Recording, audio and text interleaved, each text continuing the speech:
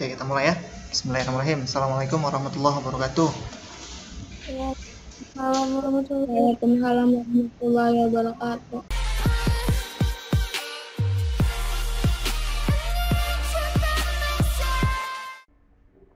Ya, jadi vektor itu apa? Vektor itu besaran yang mempunyai apa? Nilai dan arah. Ya kan? Nah, ini nomor 6 ini konsep, ini contoh soalnya. Jadi perhatikan lintasan seorang anak berjalan berikut. Nah, ini kan sama kayak kemarin ya, 2 meter ke arah barat, 6 meter ke arah selatan, 10 meter ke arah timur, utara ini ya. Nah, untuk dapat menghitung jarak total yang ditempuh oleh anak, nilai apa dari skalar dan atau vektor yang terlibat dan mengapa. Jadi kamu harus tahu dulu nih, apa itu skalar, apa itu vektor. Nah, kalau skalar itu kan hanya besaran yang mempunyai nilai saja gitu. Contohnya panjang, terus kemudian waktu, suhu, dan lain sebagainya. Nah, kalau vektor itu besaran yang mempunyai nilai dan arah. Nah, kira-kira untuk menjawab permasalahan ini mana nih? Kalau perpindahannya berapa? Perpindahan itu kan dari titik awal hingga titik akhir di sini kan? Kemarin sama kayak gini.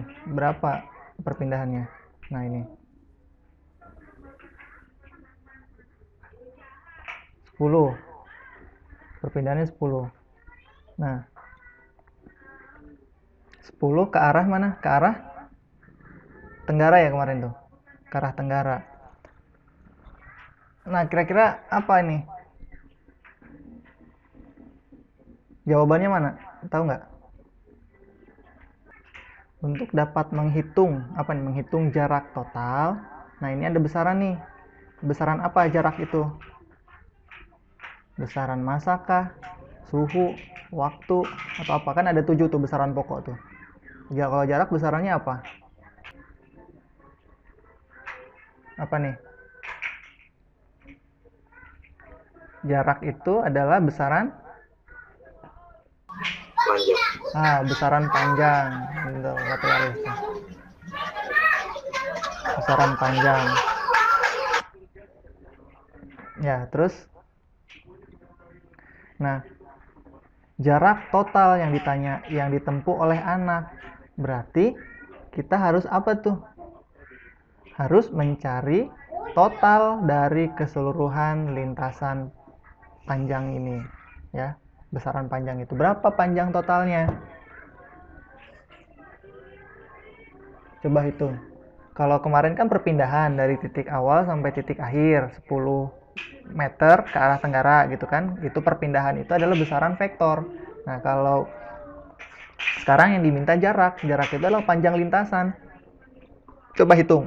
Yang pertama 2. Terus selanjutnya berapa nih? 6. Terus kemudian berapa? 10. Totalnya berapa? 18. Nah, 18. 20. Banyak amat. 18 ya. Nah, totalnya 18. Berarti nah, jarak totalnya adalah 18. Vektornya perpindahannya itu adalah 10 meter ke arah tenggara. Oke? Nah, sekarang mana tuh jawabannya betul? Kalau jarak itu bukan vektor. Jarak itu bukan vektor, tapi adalah skalar. Gitu. Kalau perpindahan itu adalah vektor. Paham ya? Jadi jawabannya betul mana nih? B. Coba kalau B. Vektor 10 meter. Vektornya betul 10 meter. Sepanjang sumbu X. Nah, kalau sumbu X ini apa nih? Dari titik awal sampai titik akhir sini. adalah salah satu vektor yang dibutuhkan, hanya arah dari vektor awal yang diperlukan untuk menghitung jarak.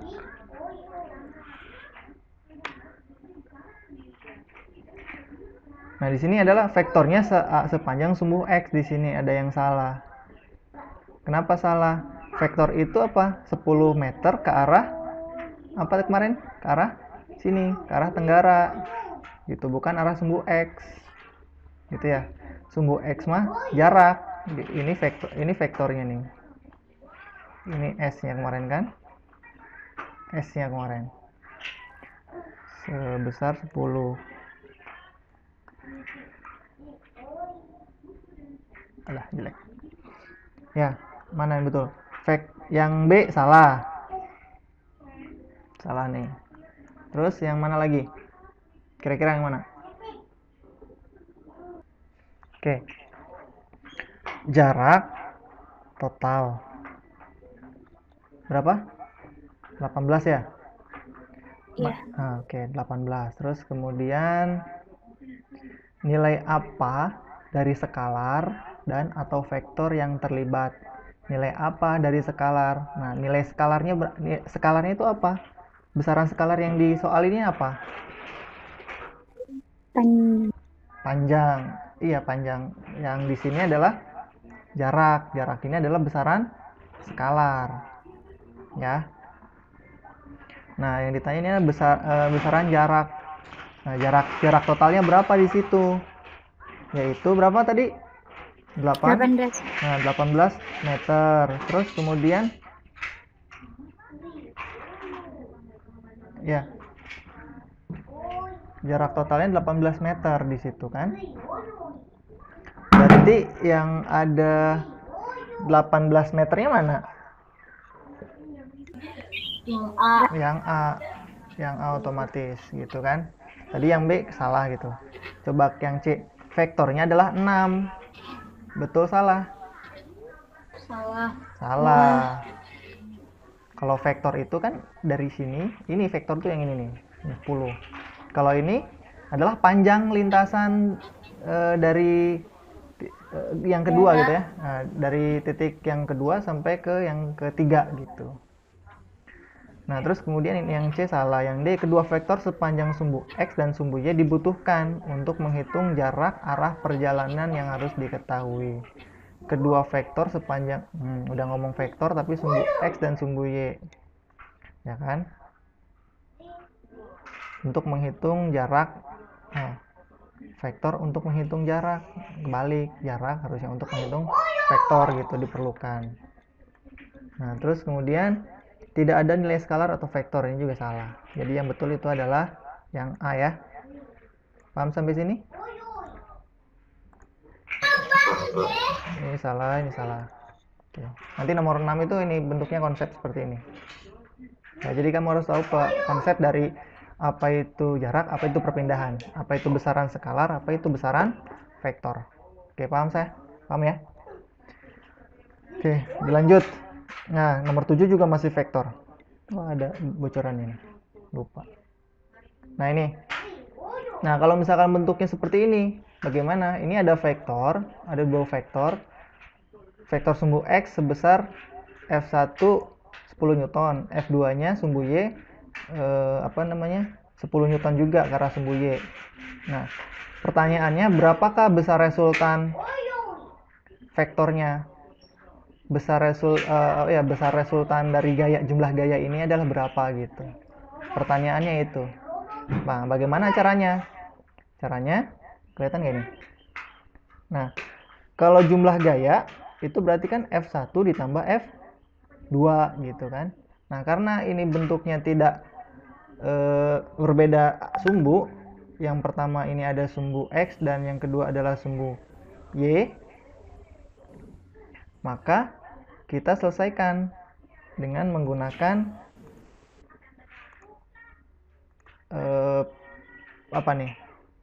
Pitagoras, teorema Pitagoras, di mana vektor itu kan bisa dipindah, yang penting arah dan nilainya sama. Berarti kalau saya gambar ulang, ini ada sumbu X gitu kan, sebesar 10.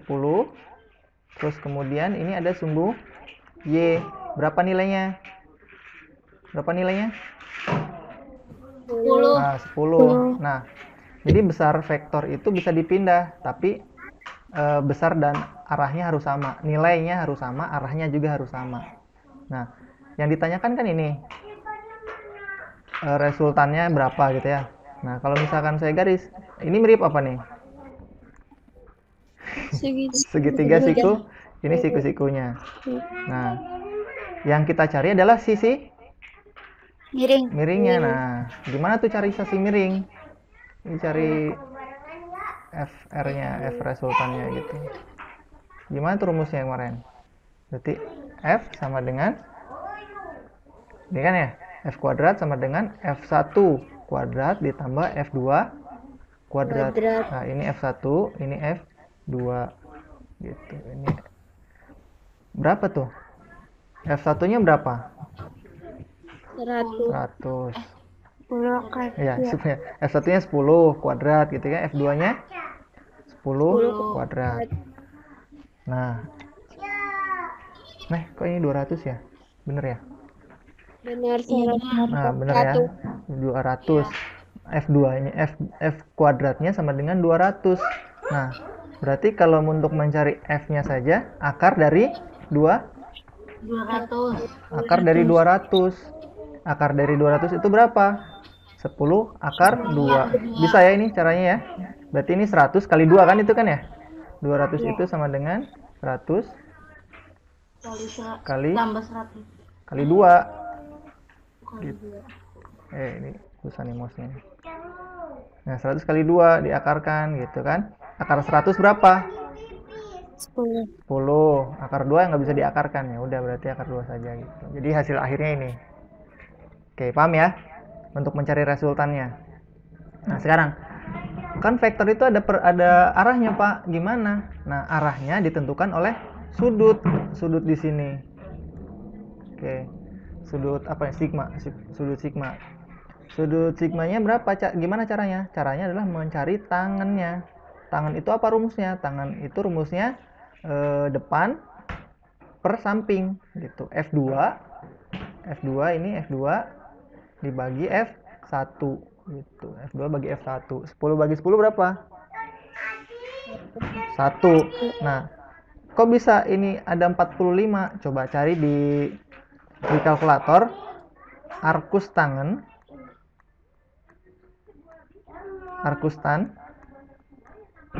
Duh, jelek tulisannya nih. Arkus tangan 1 itu adalah 45. Atau tangan 45 itu berapa hasilnya?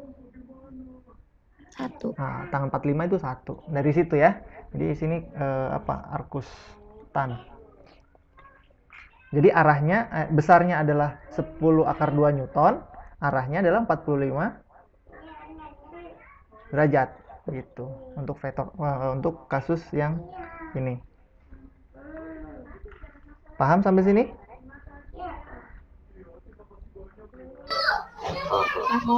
Oke, lanjut. Nah, ini contohnya ini. Coba. Dua gaya dikeluarkan pada sebuah benda. F1 10 Newton, F2 10 Newton. Gaya pertama memiliki besar, ini gambarnya. Gaya pertama memiliki besar 10 Newton dan memiliki arah pada sumbu X positif, sedangkan gaya kedua memiliki besar 10 Newton dan pada arah Y positif. Resultan gaya yang dikeluarkan pada benda tersebut adalah A 10 akar 2 dengan arah 45 relevan terhadap sumbu X, B 10 akar 2N, C 14N, D 5 akar 2N dengan arah 45 relevan sumbu Y positif, E 5 akar 2 dengan arah 60 derajat relevan terhadap sumbu Y. Mana jawabannya betul?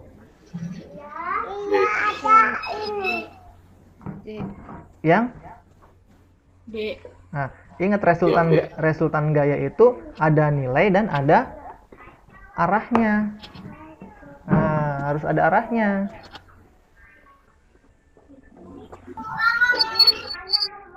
Berarti? Nah, berarti jawabannya yang A. Ya, isi kan 45 derajat nih. Ya kan, 45 derajat. Berarti sisanya juga berapa? 45. 45 derajat juga, betul. Pinter. Jadi samain 45, 45. Mau terhadap sumbu X, kalau terhadap sumbu Y sama 45 derajat. Kalau sudutnya 45. Tapi kalau misalkan terhadap sumbu X-nya ini 30 derajat, berarti yang sumbu Y-nya berapa sisanya?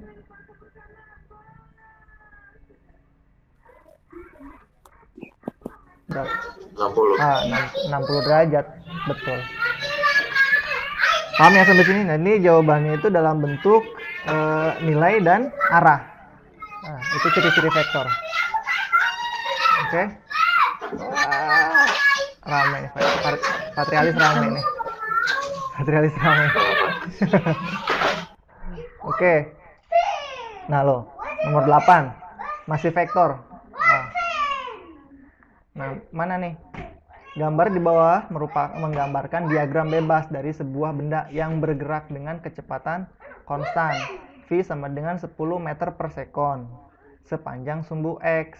Apa hubungannya FF gaya gesek ini, FA gaya aksi ke arah kanan, Fn gaya normal dari bidang, Fn-nya ke atas, dan Fg gaya gravitasi ke bawah. Apa hubungannya? Hubungannya baik-baik saja, bertengkar, bercerai, atau putus.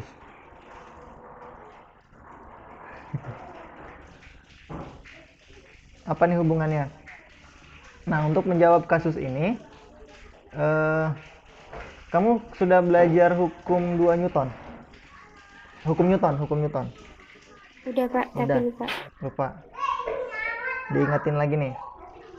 Hukum Newton yang ada 3 kan? Hukum Newton 1, 2, dan 3. Hukum Newton yang pertama itu apa?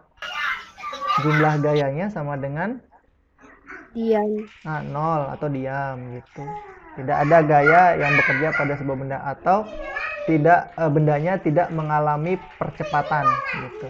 Ketika bendanya diam akan diam, ketika bendanya bergerak itu akan terus bergerak. Gitu ya. Tanpa mengalami percepatan. Ya, artinya kalau tidak mengalami percepatan, kecepatannya konstan, tetap gitu. Kecepatannya tetap atau konstan. Nah, itu konsep gaya dulu yang yang diketahui. Nah, lihat di soalnya, benda mengalami kecepatan konstan. Kalau mengalami kecepatan konstan, artinya apa? Menggunakan hukum 2 Newton. Kalau hukum 2 Newton kan, ini hukum 2 Newton ya, F sama dengan M kali A. Ini mengalami percepatan. Kalau hukum 1 Newton, F sama dengan 0. Jadi jumlah gayanya sama dengan 0, jumlah gaya nih. Nah, kamu kan tahu kalau misalkan ada yang narik ke kiri, terus ada yang narik ke kanan. Misalkan nih, F ke kiri itu positif negatif? Negatif. Nah, terus kemudian ditarik ke arah kanan. Berarti ini kalau ke FA jumlahnya positif negatif FA? Positif FA itu harus sama dengan 0 katanya kan gitu ya. Karena apa? Karena dia mengalami kecepatannya konstan. Jadi berlaku hukum 1 Newton. Berarti kalau tahu rumus begini, FA gitu ya. Berarti pindah ruas sama dengan FF atau FT di sini. FF gitu. Nah, ketemu 1 nih. Berarti hubungan antara gaya aksi dengan gaya geseknya harus sama. Karena apa? Karena dia mengalami kecepatannya konstan. Nah, sekarang bagaimana? Mana yang FA sama dengan FF? FT ya di sini ya. Ini sama, ini juga, yang E juga sama. Nah, sekarang kita cari hubungannya antara Fn dan Fg di sini. Coba, menurut hukum 1 Newton bagaimana? Kalau ke atas itu negatif, ke bawah itu positif. Coba bagaimana hubungannya? Hubungannya lebih besar, lebih kecil, atau sama dengan? Silahkan. Apa tadi jawabannya? Yang mana? A. Nah, yang A. Oke, yang A ya. Pintar. Karena berlaku hukum 1 Newton. Kenapa berlaku hukum 1 Newton? Karena di sini dia mengalami kecepatan konstan. Kalau dia nanti di soal UAS atau pas ditanya percepatan, itu berarti berlaku hukum 2 kalau percepatan. Oke. Berlanjut ke gerak lurus. Oke, nah ini. Ada pertanyaan sebelum dilanjut tentang vektor?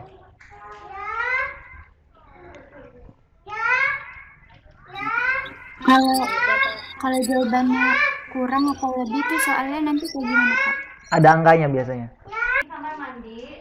Kalau misalkan Fn lebih besar daripada Fg, misalkan gitu ya. Fn lebih besar daripada Fg. Nah, misalkan bendanya mengalami gaya ke atas gitu. Nah, maka Fn-nya, gaya normalnya itu lebih besar daripada Fg gitu. Nah, terus kalau misalkan bagaimana kalau Fa lebih besar daripada Ft? Ini Ff ya, maaf, bukan Ft, Ff. Bagaimana kalau misalkan Fa lebih besar daripada Ft? Nah, maka bendanya bergerak ke arah mana? Fa, ke arah Fa ya. Kalau dalam kasus ini ke arah kanan gitu. Kalau Fn lebih kecil daripada Fg, berarti bendanya bergerak ke mana? Ke arah kiri. Ini nih, kalau Fn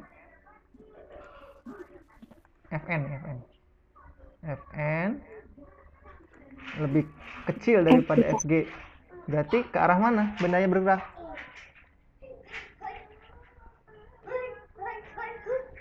Fn itu kan ke atas tuh, Fg itu ke bawah. Berarti gimana? Bendanya bergerak ke bawah gitu, atau searah dengan arah gaya gravitasinya. Gitu, paham ya? Paham? Oke, ada lagi pertanyaan? Oke, kalau nggak ada kita lanjut. Yang selanjutnya adalah gerak lurus. Apa itu gerak lurus? Di gerak lurus itu ada konsep kelajuan rata-rata. Apa itu kelajuan rata-rata? Itu adalah jarak total tempuh dibagi selang waktu. Ingat, kalau kelajuan itu adalah jarak. Tapi kalau kecepatan itu adalah perpindahan. Nah, di sini maka rumusnya kelajuan rata-rata partikel adalah V rata-rata sama dengan jarak dibagi dengan waktu. Di mana V rata-ratanya itu kelajuan rata-rata, satuannya meter per sekon. Terus kemudian S-nya itu adalah jarak, satuannya M, T-nya itu adalah selang waktu. Oke, konsepnya ini aja dulu. Ini contoh soalnya. Perhatikan faktor-faktor berikut ini. Yang pertama jarak, yang kedua perpindahan, yang ketiga waktu, yang keempat percepatan. Kelajuan rata-rata yang suatu benda bergantung pada faktor nomor berapa? Jarak dan waktu. Nah, mana jawabannya? Yang 1 dan 3. 1 dan 3. Oke, betul ya? Masih gampang. Ya. Nah, jadi fisika mah nggak susah, gitu-gitu aja sebenarnya. Oke. Terus kemudian nomor 10 masih gerak lurus.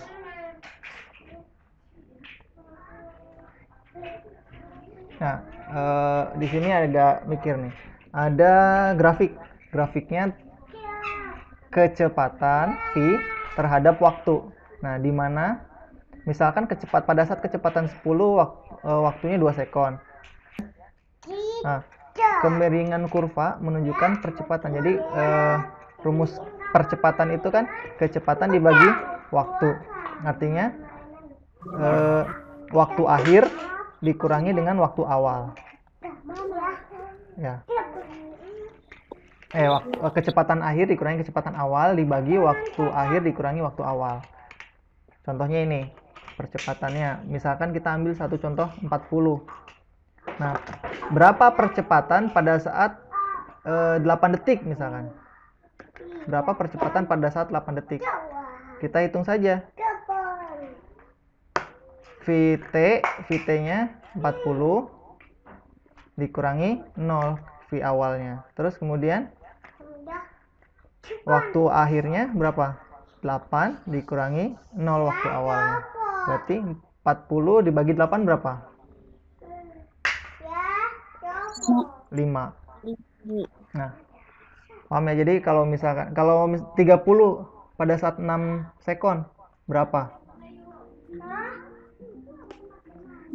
5 juga. Kalau 20 5.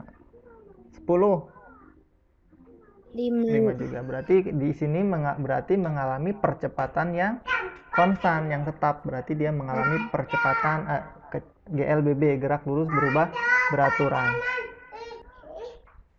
Paham, insyaallah. Oke. Nah, ini contohnya. Berapa? 5 meter per sekon. Sama ya tadi ya.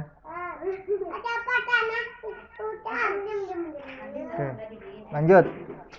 Nomor 11. Nah, kemarin gerakannya lurus secara sumbu X ya. Sekarang gerakannya vertikal. Jadi ada dua buah benda biru, bola biru dan bola merah dijatuhkan. Nah, pertanyaannya, berapakah benda pertama? Kan dia punya ketinggian. Kira-kira kalau misalkan benda pertama, benda biru dan benda merah dijatuhkan, mana duluan? Yang sampai. Merah dulu. Yang merah dulu ya. Nah, pertanyaannya berapa perbandingan, kalau nggak salah, perbandingan ketinggian. Kita lihat deh. Terhadap waktu. Nah, kalau misalkan yang diketahui, misalkan tinggi bola pertama jatuh ke bawah itu selama 6 detik. Nah, ini bola kedua ya. Bola pertama itu 3 detik. Bola pertama 6 detik. Nah, pertanyaannya berapa ketinggian kedua bola tersebut? Nah, ini tinggal dibandingkan saja. Misalkan kalau misalkan tinggi bola pertama, bola merah ini 3 detik, bola kedua 6 detik, berarti tinggal dikerjakan tuh. T1-nya sudah ketahuan, T2-nya sudah ketahuan. Berapa? Ini 3 detik. 3 pangkat 2 berapa? 9. 6 pangkat 2 berapa? 36. Berarti 9 per 36 1/4 ya. Adalah 1/4 di sini, sama dengan 9 per 36. Jadi perbandingannya adalah 1/4. Oke, ada ya?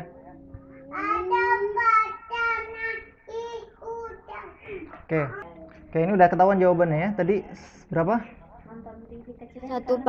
1/4 atau 1/4. Oke, jadi tipe soal nomor 11 ini. Nah, yang nomor 12. Gerak lurus vertikal ke atas. Oke, misalkan di sini ada bola biru dilempar ke atas dengan kecepatan awal V0-nya 80 meter per sekon. Pertanyaannya, berapa ketinggian atau berapa waktu yang diperlukan bola untuk mencapai tinggi maksimum? Nah, ketika bola itu dilempar ke atas gitu ya. Kira-kira bolanya akan berhenti apa akan terus bergerak ketika sampai puncak? Berhenti. Berarti semakin ke atas kecepatannya semakin bertambah apa semakin berkurang tuh? Berkurang ya. Oke, pertanyaan berapa ketika dilemparkan dengan kecepatan awal 80 meter per sekon? Ketinggiannya mencapai berapa gitu? Yang ditanyakan adalah berapa waktu yang dibutuhkan untuk mencapai titik tertinggi. Nah, berapakah waktu yang dibutuhkan sampai bola tersebut berada pada ketinggian maksimum sehingga kecepatan akhirnya Vt-nya sama dengan 0, artinya sampai bolanya ini berhenti di atas. Nah, gunakan rumus ini. Vt sama dengan V0 min Gt. Gitu ya. Vt-nya berapa ini? Vt-nya adalah 0. Nah, ya, Vt sama dengan 0. Berarti 0 sama dengan V0-nya berapa ini? 80. Dikurangi Gt. G-nya berapa? 10 meter per sekon kuadrat. Gravitasinya kalau tidak diketahui di soal ya 10 meter per sekon kuadrat gitu ya. Yang ditanyakan berapa T-nya? Kira-kira berapa? Bisa nggak caranya? Nah,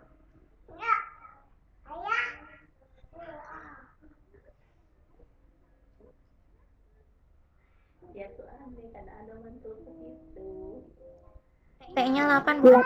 ya, T-nya adalah 8. 8. Oke, pintar. Nah, ini coba. Sebuah bola dilempar vertikal ke atas dengan kecepatan awal 80 meter per sekon. Waktu yang dibutuhkan bola untuk mencapai ketinggian maksimumnya adalah berapa tadi? 8. 8 sekon. Betul ya? Bisa. Paling nanti di soal diganti angkanya saja. Sudah, nomor 12. Paham? Ada pertanyaan? Lanjut ya. Oke. Yang selanjutnya yaitu gerak parabola. Oke. Kalau gerak parabola ini adalah gabungan antara gerak vertikal dengan gerak horizontal. Gerak vertikal artinya arah sumbu apa nih? X atau Y. Vertikal tuh ke atas ya. Arah sumbu Y dengan arah sumbu X. Kalau vertikal sumbu Y itu mengalami semakin ke atas. Kenapa dia gerakannya parabola? Semakin ke atas dia kecepatannya semakin berkurang kan? Sehingga di titik ini tertinggi kecepatannya menjadi kecepatannya 0 gitu. Maka ini mengalami GLBB atau gerak lurus berubah beraturan gitu. Nah, kalau misalkan arah sumbu X ini hanya mengalami GLB atau gerak lurus beraturan. Jadi saya Bapak ulangi, kalau X itu adalah GLB, gerak lurus beraturan, kalau Y itu GLBB. Nah, makanya dia akan terjadi gerak parabola atau perpaduan antara GLB dan GLBB gitu. Nah, jadi persamaan gerak pada sumbu X itu adalah persamaan yang digunakan adalah gerak lurus beraturan GLB. Sedangkan persamaan gerak pada sumbu Y itu adalah persamaan gerak lurus berubah beraturan gitu ya. Paham ya sampai sini? Sampai sini aja dulu, belum ke rumus. Ini konsep. Contoh soalnya ya. Kalau tidak ada pertanyaan.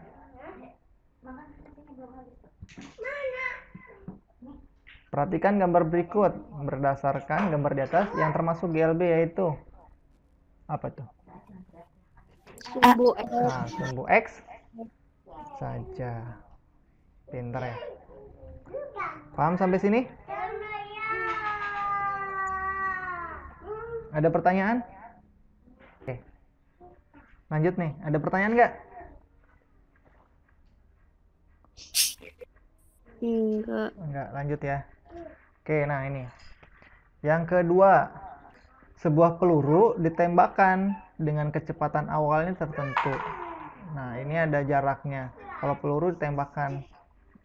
Nah, pada suatu saat peluru ini akan mencapai titik maksimum, jarak maksimumnya ya dari sumber tembakan.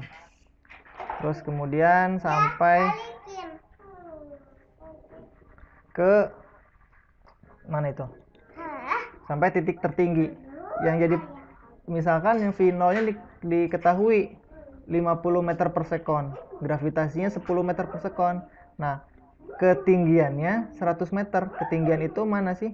Ketinggian itu dari dasar, dari tanah sampai ke, nah ini. Anggap saja si pelurunya ditembakkan dari sini. Dari sini dulu kan. Dari awal titiknya. Nah, ini Y-nya. Y-nya berapa? 100 meter ketinggiannya. Pertanyaannya, waktu untuk mencapai kaki bukit T-nya berapa? Jadi waktu yang dibutuhkan untuk mencapai titik ini berapa waktunya? Rumusnya ini. Y sama dengan setengah GT kuadrat. Y-nya berapa? 100. G-nya berapa? 10.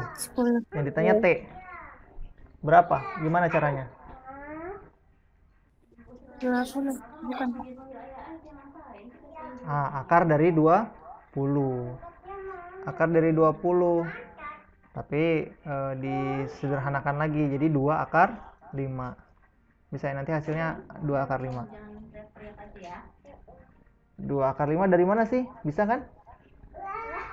5 kali 20 itu berapa? 5 kali 10 kali 2. 10 kali 2 yang bisa diakarkan lagi. 4 Nah, kali 5. 4 kali 5 berarti akar 4 2 kan ya? 5 tidak bisa diakarkan berarti 5. Biar saja. Nah, sekarang ini. Sebuah peluru ditembakkan, nah kayak tadi tuh. Hasilnya berapa tadi? Sebuah peluru ditembakkan dari, nah nanti tipe soalnya seperti ini. Sebuah peluru ditembakkan dari sebuah meriam dengan kelajuan 50 meter ke arah bukit. Jika percepatan gravitasi bumi 10 meter per sekon kuadrat dan ketinggian bukit 100 meter, maka waktu yang diperlukan untuk peluru mencapai kaki bukit. Gitu. Jadi tadi jawabannya 2 akar 5. 2 akar 5. Oke. Ada pertanyaan sampai sini? Pak, kalau misalnya nanti soalnya ada yang kayak sudut elevasinya kayak gitu bagaimana Pak? Oke, terima kasih Pak Trialis. Gimana kalau ada sudut elevasi? Nah, nyambung ke nomor 15. Oke, bagaimana kalau ada sudut elevasinya? Misalnya, begini. Ini kan Y, sumbu Y, ini sumbu X, ini R. Ini adalah berarti jarak maksimum. Ada bola dilemparkan. Ini. Nah, ini ada kecepatan V0, gitu kan ya? V0 itu kecepatan awal. Nah, kalau misalkan V0 terhadap Y, berarti V0 Y. Kalau misalkan V0 terhadap X, berarti V0 X di situ. Nah, ini ada sudut elevasinya. Nah, misalnya, sebuah bola dilemparkan dengan sudut elevasi 15 derajat dengan kecepatan awal 10 meter per sekon dengan gravitasi 10 meter per sekon kuadrat. Yang ditanyakan berapakah R-nya atau jarak maksimum.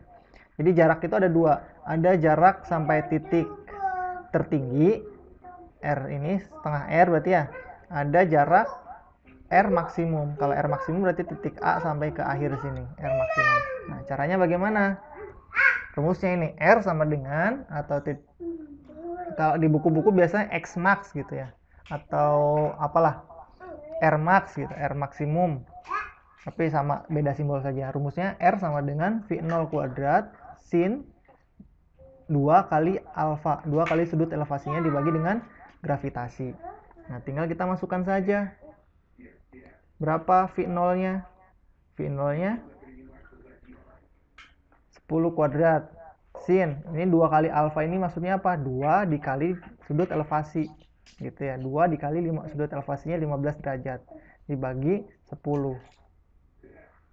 R, berarti R sama dengan 10 kuadrat. Berapa ini?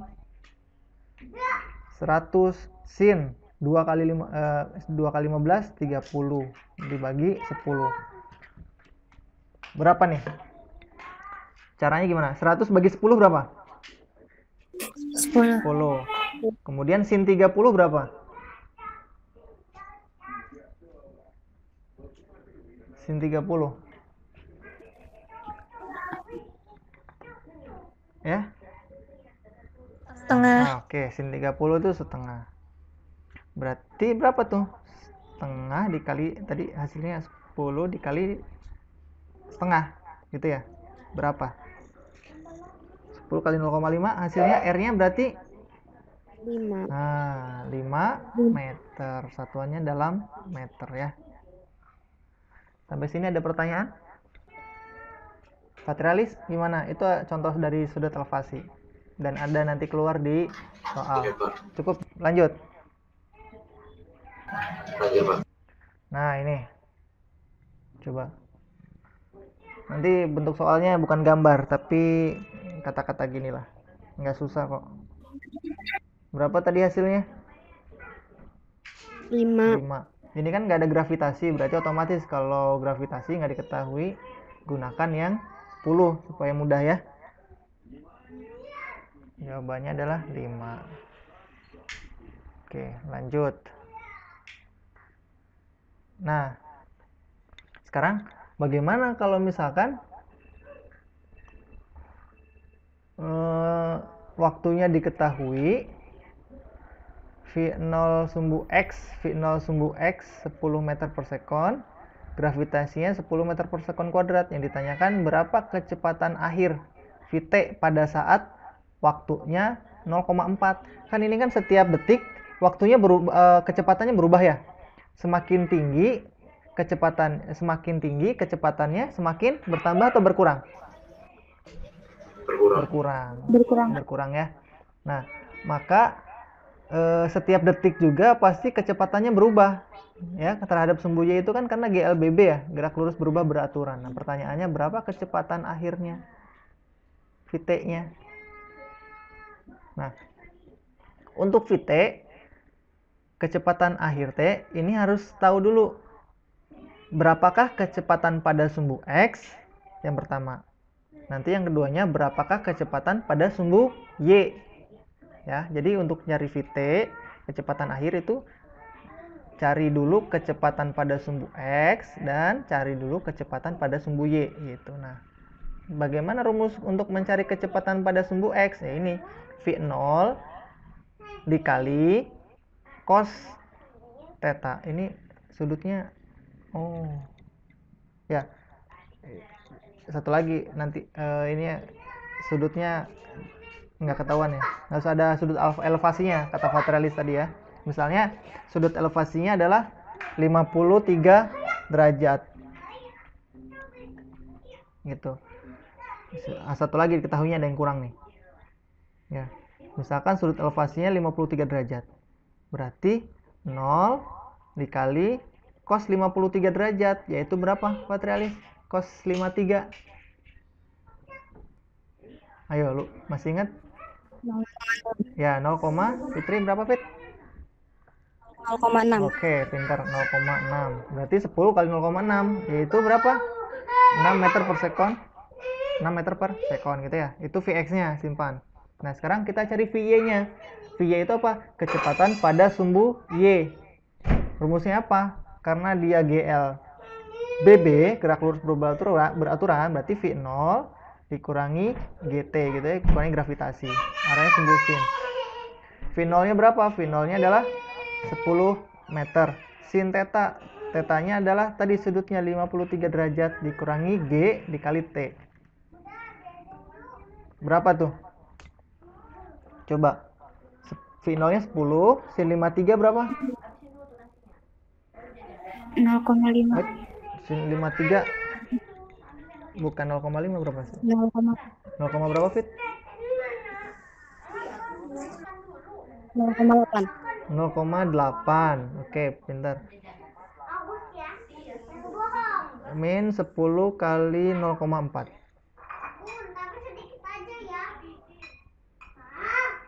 min 4. Min 4. Oke, berapa tuh? 8 kurangi 4. Hasilnya adalah 4 meter per sekon. Oke. Nah, terus diapakan? Sudah ketahuan Vy dan Vx. Nah, baru kita cari Vt-nya. Vt-nya sama.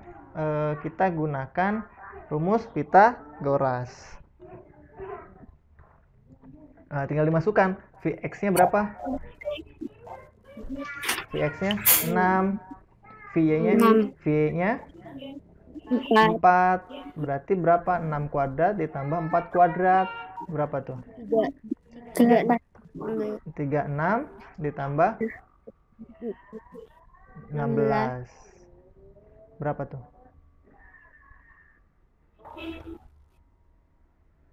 Berapa itu? Ya, pokoknya diakarkan 7,2 ya. Lanjutkan nih. Lanjut. Oke. Nah, ini tadi soalnya. Tadi jawabannya berapa nih? 7,2. Oke. Nah, terakhir nih, materi terakhir habis gerak parabola yaitu gerak melingkar. Jadi ini ada piringan ini juga soalnya soal Kuiper. Pernah lihat ini gambar ini di Kuiper?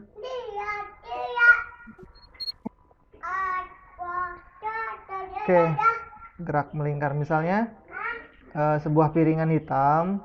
Piringan hitam tuh sekarang udah nggak ada ya modelnya. Apa kayak kalau untuk alat musik ya. D itu ada diameternya 30 cm, terus kemudian rubah ke dalam meter. Ke dalam meter 30 cm ke meter 0,3, terus kemudian R itu jari-jari. Kita rubah ya jari-jarinya karena data yang diperlukan itu adalah jari-jari. Jari-jarinya 0,15 meter gitu ya. Nah, piringan hitam ini sudah berputar sejauh 240 derajat. Ditanyakan berapa perpindahannya? Perpindahannya berapa? Perpindahan sudut.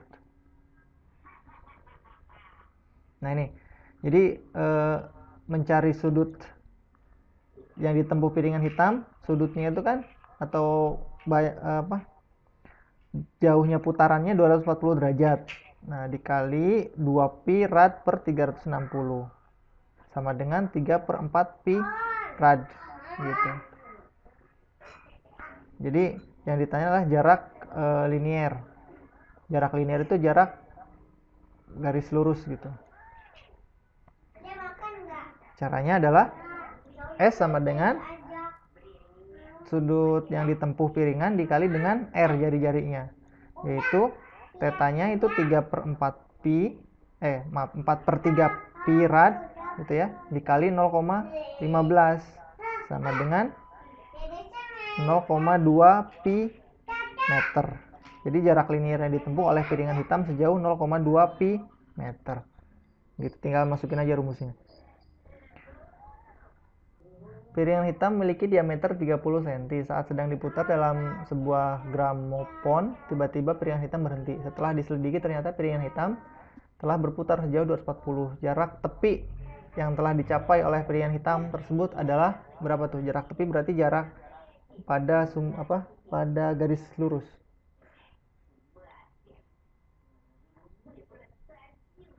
Berapa tadi jawabannya? Najwa? 0,2 pi m. Bisa ya cara mencarinya? Yang ini. Pak. Ya? Ya.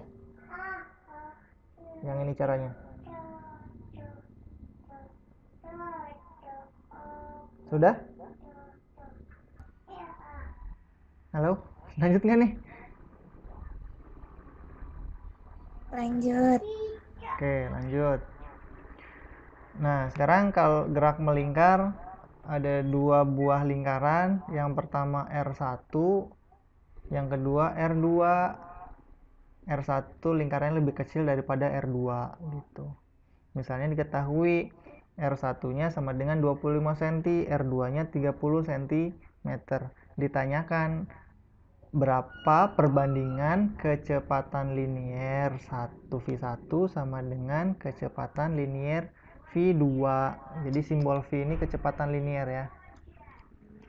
Gitu. Nah, konsepnya ketika dua lingkaran ini seporos, ini contohnya pada gerigi sepeda, ya kan? Gerigi sepeda itu kan ada yang besar gitu kan, ada yang kecil, ada yang kecil lagi gitu ya. Nah, itu kecepatan sudutnya sama. Artinya omega 1, W itu omega, ini simbol omega 1 sama dengan omega 2 gitu. Ya, yang ditanyakan perbandingan V1 kecepatan linier 1 dengan kecepatan linier 2. Oke. Berarti ya tinggal dimasukkan saja rumusnya. Di mana V-nya itu adalah omega 1 dikali R1. V2 itu omega 2 dikali R2 gitu. Nah,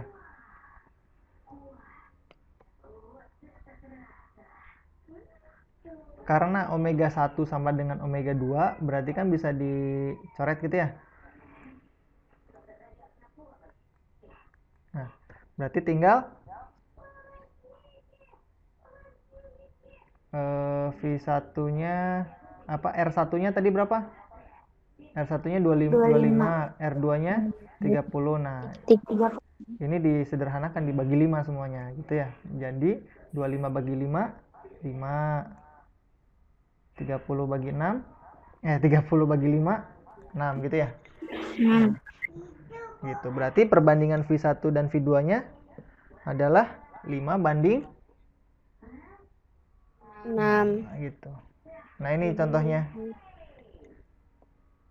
Ada pertanyaan? Kalau nggak ke contoh soal.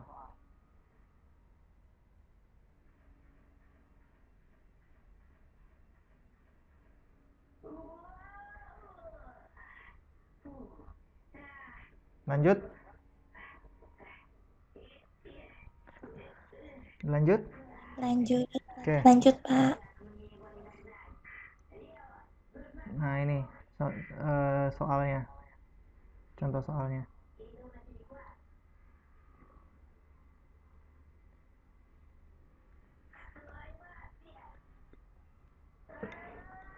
Sudah? Apa jawabannya ini? Dua roda. Yang B, 5 banding 6. Oke. Nomor 19. Ya, tinggal 2 soal lagi. Nah, ini percobaan gitu ya. Ada bola, terus kemudian diikat dengan tali. Ya, talinya kita pegang, terus kemudian bolanya diputar. Nah, kita analisis ada besaran apa saja. Yang pertama ada kecepatan ini, ada kecepatan linier, ada kecepatan sudut omega gitu ya, ada percepatan sentripetal. Nah, ini percepatan sentripetal, ada gaya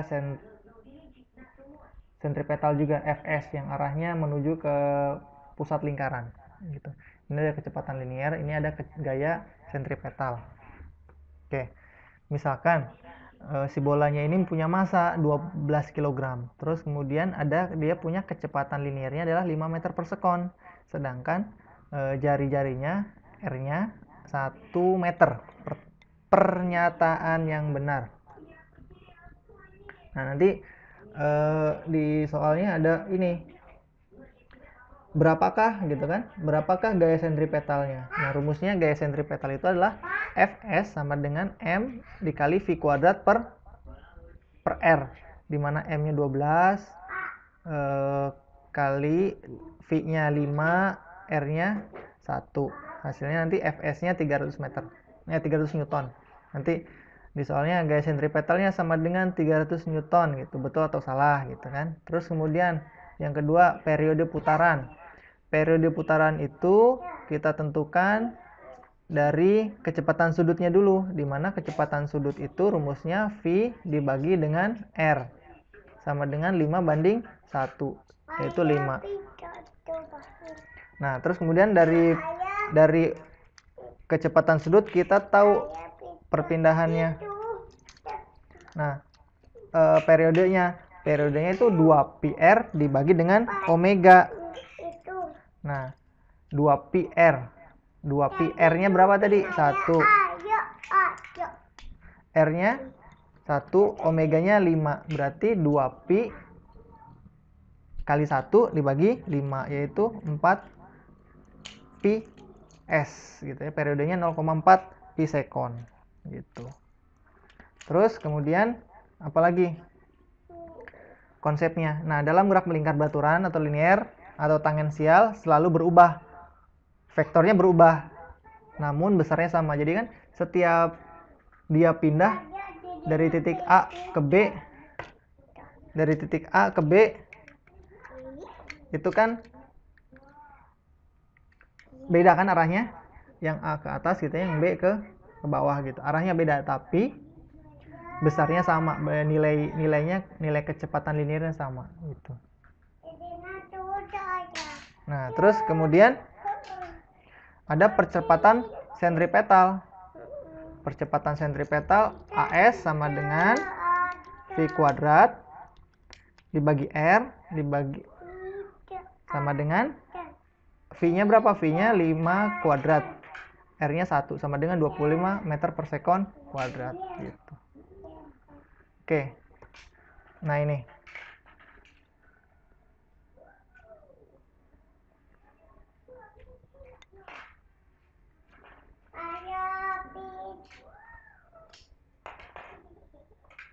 Apa jawabannya nih? Boleh lihat yang sebelumnya.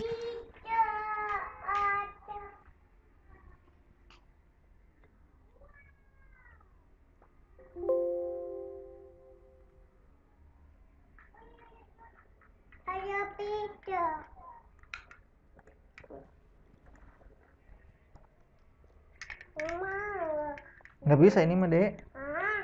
Nggak bisa. Sama bunda sana, sama bunda. Itu yang bawa ke bunda, bawa ke bunda dulu. Sebentar.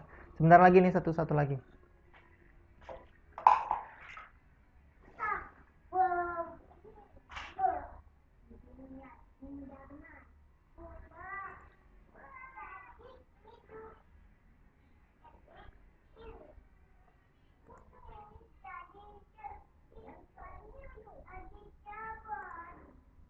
Sudah? Nah, berarti ini jawabannya apa nih? 1, 2, 4. 1, 2, 4. 4. Yang B. B. Yang B. Oh, kecepatan vektornya tidak tetap. Nah, Harusnya tetap ya. harusnya tetap. Coba kita lihat lagi. Ayo, apa ayo? Ini apa yang C nih? Iya, 1, 2, 3, 4. Nah, yang besarnya tetap ya. Ini Besarnya tetap. harusnya ini kata-katanya tidak ini sini. Kecepatan vektornya tidak tetap.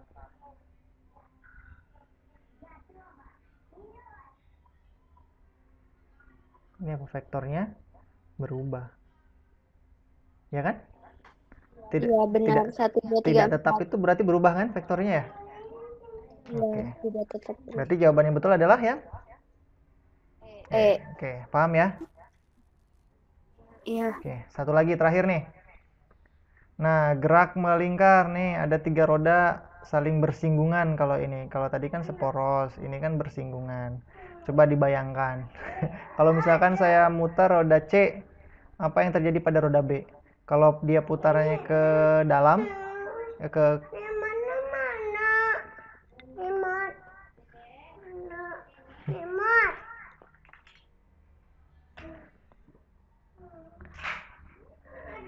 Nah, roda-roda pada soal merupakan roda bersinggungan sehingga memiliki kecepatan sudut yang berbeda dan arah putarannya berlawanan. Jadi kalau dia bersinggungan, kecepatan sudutnya berbeda maksudnya.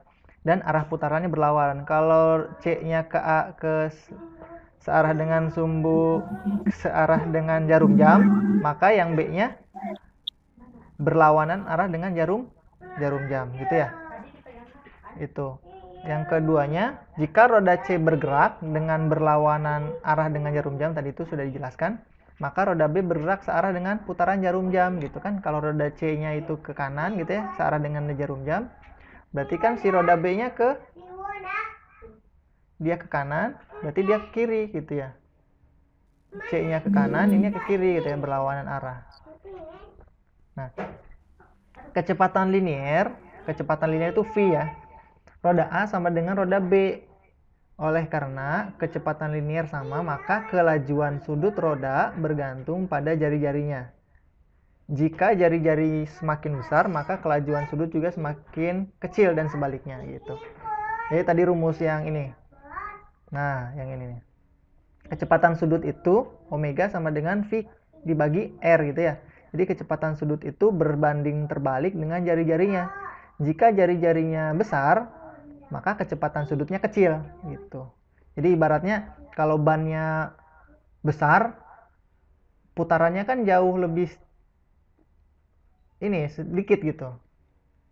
Jadi lama gitu dia muternya. Ya kan? Kalau misalkan rodanya kecil, dia muternya cepet gitu. Putaran sudutnya cepet. Gitu. Paham ya? Jadi kalau rodanya bersinggungan gini, berarti V1 sama dengan V2. Jadi sama kayak mana tadi? Kok nggak ada?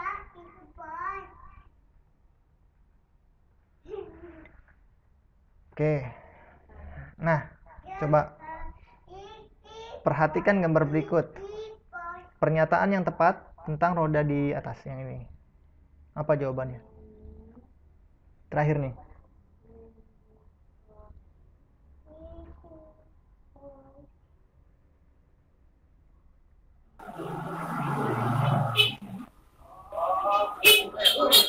Apa Najwa jawabannya? Yang A. Yang A. Jika roda C bergerak berlawanan arah jarum jam, maka roda B bergerak searah dengan jarum jam. Nah, salah.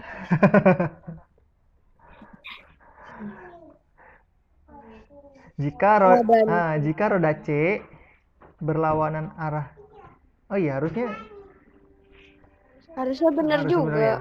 Ya, berarti jawabannya A dan C gitu ya. Ini salah kunci jawaban. Berlawanan. Oke. Selesai.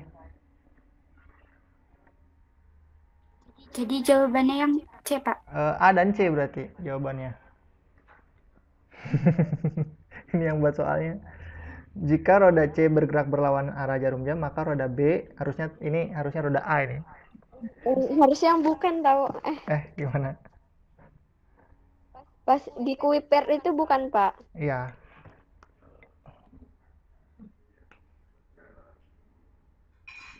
Roda-roda pada soal merupakan hubungan roda bersing-sing. Roda C bergerak berlawan arah dengan arah jarum putaran jam. Maka roda B searah. Iyalah. Jadi jawabannya A dan C. Ya, ini dari Kuiper nih. Di Kuiper itu jawabannya yang A ya? Iya, Pak. Ya, yang A. Nah, roda C juga betul. Kenapa? Karena dia kan saling bersinggungan. Roda C, roda B, roda A. Nah, roda C dengan roda A pasti dia memiliki kecepatan linear yang sama gitu. Kecepatannya sama. Jadi VA sama dengan VB sama dengan VC gitu. Oke, selesai. Tamat. Ada pertanyaan? Enggak ada, Pak. Nggak ada, cukup. Siapa ya?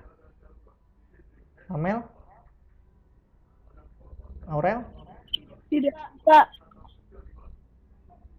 Tidak ada Pak, insya Allah sudah mengerti. Oke, alhamdulillah kalau sudah mengerti semuanya. Terima kasih. Mudah-mudahan besok lancar dan bisa mengerjakannya dapat nilai yang bagus. Terima kasih ya. Sekian, assalamualaikum warahmatullahi wabarakatuh. Waalaikumsalam warahmatullahi wabarakatuh.